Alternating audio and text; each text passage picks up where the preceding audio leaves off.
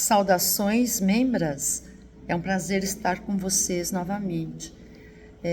Eu já tinha feito esse vídeo, mas como eu disse, eu tive um problema com o Google, não sei porquê, não consegui resolver até hoje, e não consegui postar o vídeo que eu já tinha feito há mais de 15 dias. Aí aconteceram várias coisas, tipo a nossa reunião no domingo passado, etc., mas o trabalho, outras coisas, eu não consegui terminar, não consegui refazer. Então, vou refazer agora esse vídeo com muito amor e carinho para vocês. Esse vídeo, ele tem a ver com o módulo 2 da Cartilha de Cidadania Financeira do Banco Central do Brasil. Ou seja, não fui eu que criei esse conteúdo. Esse conteúdo foi criado pelo próprio Banco do Brasil, na intenção de ensinar e orientar os brasileiros e as brasileiras sobre sua vida financeira para que as coisas melhorem, tanto para o indivíduo, como para a família e como para a nação se empoderar, certo? A nação forte, com dinheiro, grana, com dinheiro valendo. Então, precisa ter essa consciência financeira. Então, nesse módulo 2, no módulo 1, nós já fizemos. No módulo 2, o tema é orçamento pessoal ou familiar. Então, o que é o orçamento? O orçamento é uma ferramenta que a pessoa usa, ou a família, ou até a empresa. Esse assunto de controle financeiro, controle de gastos, economia, aplicação financeira, estou falando, investimentos para ter renda.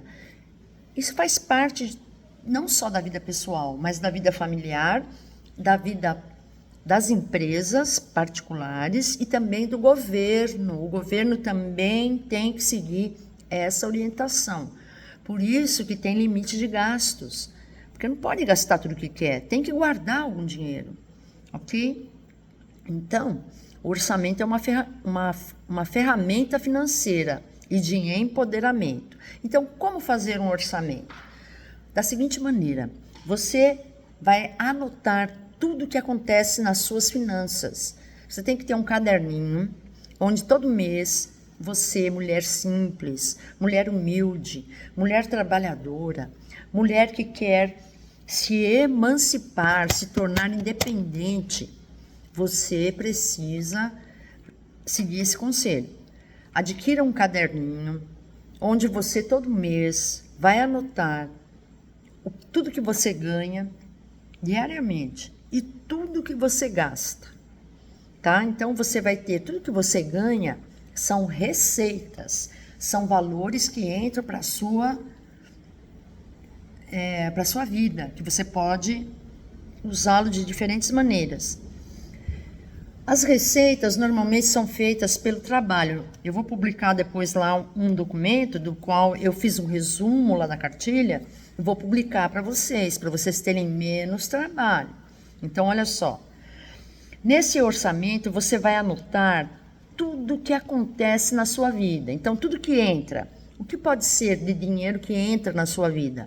Pode ser salário, comissões, prolabore, honorários, herança, prêmio de loteria, seguro de vida, royalties, subsídios. O que são os subsídios? São as bolsas que o governo paga, não só bolsas, ajudas, que o governo faz, cria e paga para ajudar aquelas pessoas que estão em situação de dificuldade. Então, Bolsa Família, seguro-desemprego, enfim, tem vários, Vale Gás, tem várias coisas que ajudam, principalmente as pessoas mais simples, que estão precisando de ajuda, certo? Então, isso tudo são entradas e saídas. Saídas é tudo que você gasta, a conta de luz, a conta de gás, ou o gás que você compra, medicamentos, alimentos, transporte, roupas, aluguel, manutenção da casa, que vira e mexe, quebra uma coisa, estraga, ou alguma coisa que você compra para melhorar a sua vida, um guarda-roupa, uma televisão, uma geladeira, um forno. Então, todas essas coisas são despesas. Então, você tem que anotar tudo que você gasta e tudo que você recebe. Nos gastos, você também tem que levar em consideração cartão de crédito, por exemplo, ou prestações que você às vezes assume por vários meses, para não esquecer, certo? Porque quando você não paga no dia, tem juros, e às vezes os juros são muito altos, e aí você vai se prejudicando, que todo aquele dinheiro que você poderia pôr na poupança, para guardar, para fazer um capital, você perde nos juros. Estão entendendo?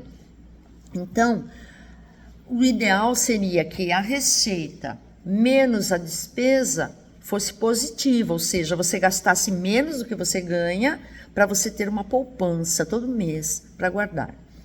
Sobre poupança, eu quero dizer a vocês que tem gente que às vezes tem R$30 para pôr na poupança e não põe. Ah, é pouca coisa, não sei o que, não põe. E gasta. Gente, isso é um erro, porque todo mundo que começa a poupar, começa com pouco. Toda pessoa normal, trabalhador, começa com pouco. Então, você todo mês guardando R$30, não tem problema. Hoje é 30. Daqui um tempo vai ser 300. Daqui um tempo vai ser 500. Você começa com pouco e a sua vida vai melhorando. Entenderam? Então, não tenham vergonha de guardar 30 conto, como se diz, né? R$30. Não tenham esse preconceito. E eu tenho vários testemunhos, e eu mesma posso dar esse testemunho, que eu fiz isso um dia. Eu comecei um dia a fazer esse orçamento. E eu, como uma mulher simples, comecei com um pouquinho. E aí, com o passar do tempo, aquele pouquinho foi crescendo. Não fiquei milionária, mas chegou um ponto que eu tinha uma poupança significativa. Entenderam? Que eu usei e depois recomecei de novo, entenderam? Mas eu fui pondo minha vida financeira nos trilhos, como se diz. As coisas começaram a caminhar. E aí, então isso é muito bom. Agora, quando a tua receita é menor que a despesa, isso significa que você não pagou todas as suas contas. Isso significa que você vai pagar juros.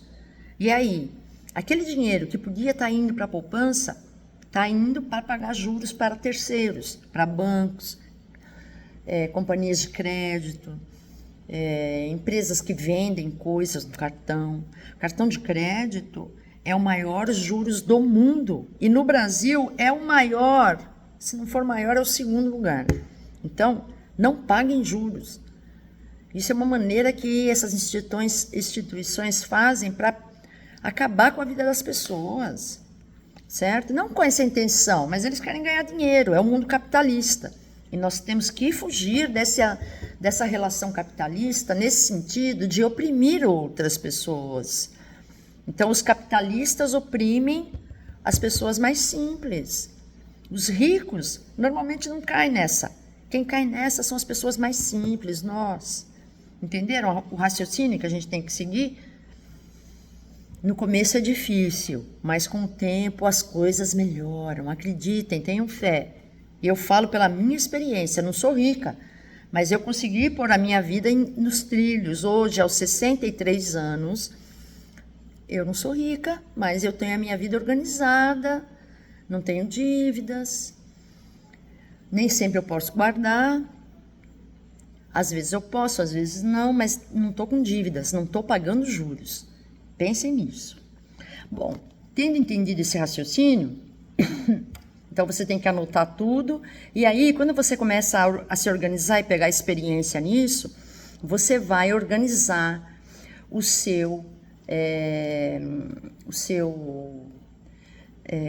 se diz? A sua vida, o seu orçamento, você vai organizar da seguinte forma: despesas fixas, despesas variáveis, receitas fixas e receitas variáveis. Então, o que é a despesa fixa? É aquilo que você gasta todo mês. luz, água, quem paga aluguel, dentista não, assistência médica, quando a pessoa paga uma assistência médica. Quem é funcionário de uma empresa, normalmente já vem descontado do seu salário. Mas quem é microempresário, tem que pagar o INSS, tem que pagar ISS às vezes, tem alguns impostos que precisam ser pagos. Então, essas despesas são fixas, todo mês acontece. IPTU, IPVA e outros seguros que porventura tem que pagar. Quem é empresário tem outras coisas para pagar, microempresário, tá certo? MEI, microempresário. Agora, as despesas também, né? Então, as despesas podem ser variáveis e podem ser fixas, né? As despesas variáveis, quais seriam? Por exemplo, quebra uma coisa na sua casa e você tem que arrumar. Quebra a geladeira. Você vai ficar sem geladeira? Claro que não, né? Porque com esse calor e tudo, os alimentos estão lá conservados. Então, você tem que mandar arrumar a geladeira. A geladeira quebra todo mês? Não. Então, você tem que arrumar essa geladeira, vai custar. Você pode pagar à vista e você pode pagar parcelado em 3 parcelas, por exemplo. Então, você vai ter essa despesa variável, porque não é toda hora. Você tem que anotar lá que foi uma despesa variável. Então, à medida que você vai se especializando, você vai organizando o seu orçamento e já fazendo previsões, de maneira que você sabe que você vai ganhar tanto e que você não pode gastar mais do que aquilo. E outra coisa, também tem receitas extras.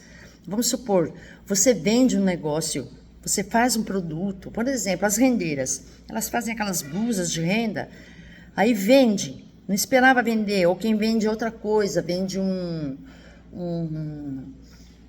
por exemplo, a quem faz alguma coisa, ou presta um serviço. No meu caso, não tenho essa renda extra. A minha vida é muito, assim, já previsível.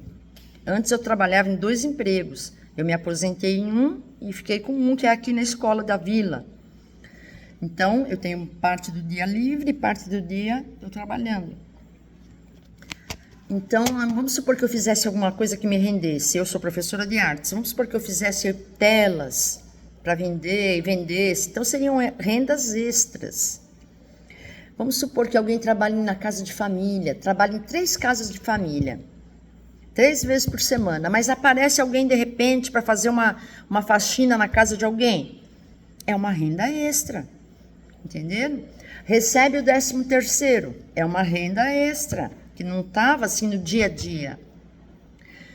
E aí eu, por exemplo, depois que eu consegui pôr ordem na minha vida, quando chega o 13º, eu não gasto, eu guardo.